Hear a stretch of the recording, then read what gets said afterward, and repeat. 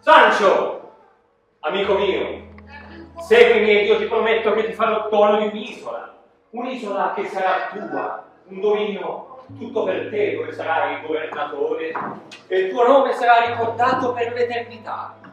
Sancio Panza, governatore di un'isola. Mia, un'intera isola. Sì, ti darò terra fertile e ricca, avrai schiere di servitori pronti a soddisfarti il tuo desiderio. Avrai titoli, castelli e palazzi, e la tavola sempre colma di buon cibo. Se verrai con me, Sancio, vivrai favolose avventure e sarai ricordato per il tuo coraggio. Avrai la libertà, sarai il più libero degli uomini di questo mondo e conoscerai la bellezza, Sancio, capisci? La bellezza! Oh signore, una poltrona comoda, un palazzo, un castello, che bel vivere che sarebbe.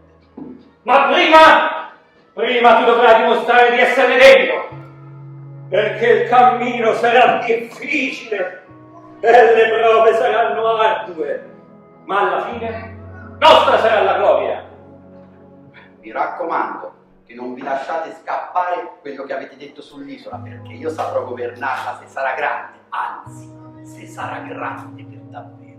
Per tutti i fulmini del cielo, Sancio, se ti ho promesso un'isola, è un'isola che io ti darò. E Don Chisciotte della Mancia non ha mai mancato alla sua parola.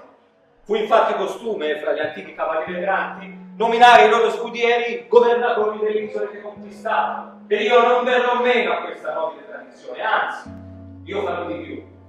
Molti aspettavano che i loro scudieri fossero vecchi decreti per dare loro il titolo di questa o quella valle, ma io, Sancio, ti dico che se la fortuna ci assiste, prima di 6 giorni noi potremo conquistare un regno! E chi può dire che un regno là fuori non stia già aspettando proprio te?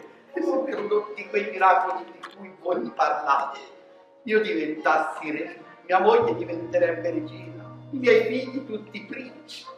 E chi potrebbe metterlo in dubbio? Lo metto in dubbio io, se permettete. Mia moglie, come contessa, come regina, anche lì proprio con l'aiuto di Dio. Pensaci tu, Sancio, a raccomandarla a Dio ed egli le darà ciò che più le conviene, vedrai.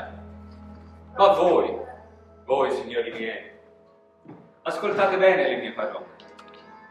Voi non abbassate mai il vostro animo fino ad accontentarvi di essere meno di un governatore.